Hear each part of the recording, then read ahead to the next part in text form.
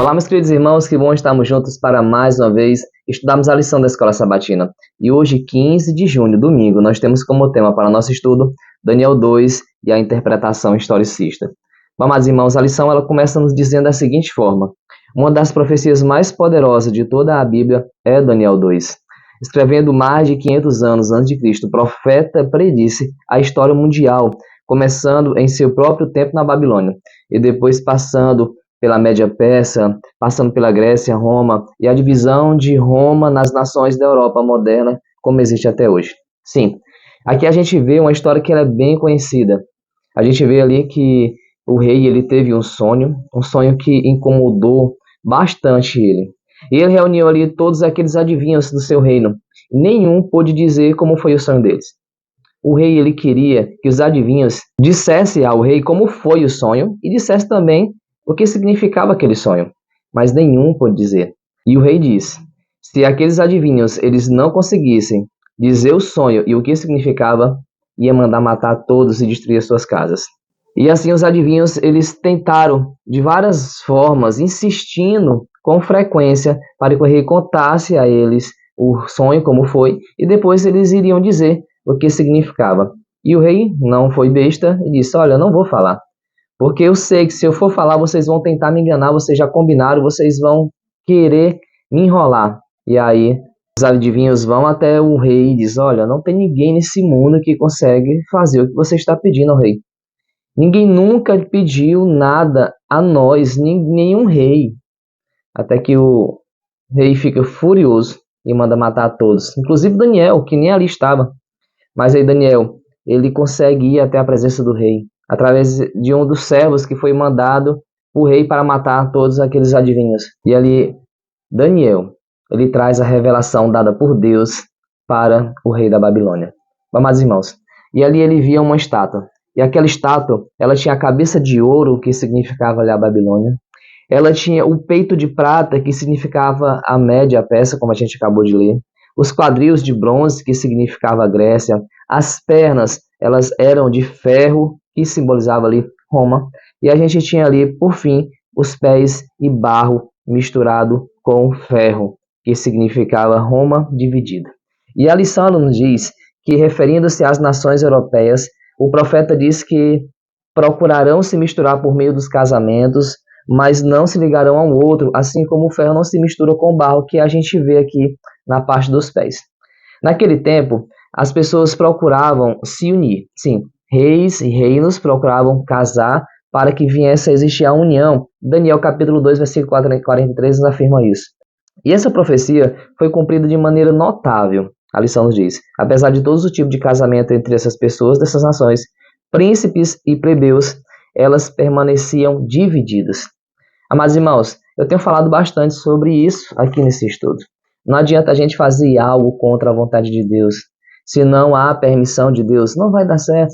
Não adianta a gente tentar fazer algo, principalmente em uma proporção gigantesca como essa, se não é da vontade de Deus. Existe uma profecia a ser realizada, Daniel nos afirma isso. O livro de Daniel ele contém relatos sobre isso. E nada iria mudar. Nenhum tipo de casamento, nenhum tipo de aliança, nada pode fazer com que a profecia não se cumpra.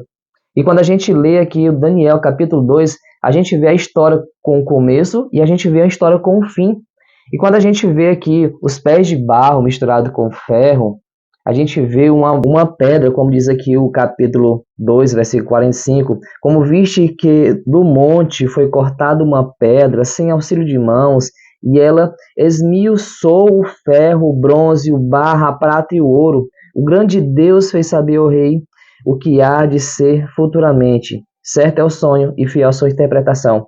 O reino de Deus, aqui, falado nos pés de barro e ferro, onde Roma é dividida, é destruído pelo reino de Deus, que será eterno.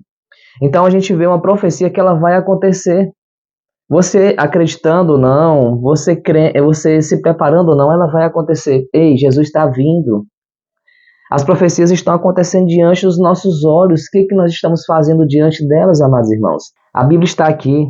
Basta que a gente leia. Você pode ficar tranquilo que você, ao ler o livro de Daniel em específico, assim como o livro de de Apocalipse, que aos olhos humanos, sem a ajuda do Espírito Santo, é muito complexo, a gente vai entender se a gente buscar no Senhor. Se a gente fizer uma oração sincera, antes de lermos a palavra de Deus, a gente vai conseguir entender. Que a gente não venha ser como muitas doutrinas que existem aí, que não estudam as profecias porque acham muito difícil. Que o caso, pelo contrário, que a gente venha se aprofundar na palavra de Deus. Leia 1, 2, 3, 10 vezes, 50 vezes, se possível. Você pode ficar tranquilo que o Espírito Santo vai falar com você. Ele vai mostrar o que está acontecendo, o que vai acontecer, para que a gente tenha clareza naquilo que está se desenrolando diante dos nossos olhos e eu e você não venhamos a ser enganados. O Espírito Santo de Deus, ele quer abrir os nossos olhos para que eu e você venhamos a se preparar. Para que eu e você venhamos a ser preparados pelo Senhor para os eventos finais. Amados irmãos, é uma briga grandiosa, é uma guerra gigantesca que nós não conseguimos ter noção. Sim, não é contra carne, não é contra sangue, é contra as potestades do mal, é contra a minha alma e a sua alma, é contra a minha salvação e a sua salvação, a sua condenação, a minha condenação. Então não deixe isso passar entre seus dedos, sim, o conhecimento da palavra de Deus, porque assim nós não seremos enganados pelo inimigo do Senhor. E claro, com certeza, a gente vai ficar caminhando a passos largos com o Espírito Santo nessa vida. Se assim é o seu desejo, que Cristo Jesus o abençoe e que você feche seus olhos nesse momento para que junto a gente fale com o nosso Senhor. Vamos orar? Maravilhoso Deus, que os nossos olhos venham a estar abertos constantemente pelo Senhor. Que o desejo de buscarmos a Tua Palavra venha a ser constante em nossas vidas, para que a gente tenha noção daquilo que está acontecendo, daquilo que ainda vai acontecer.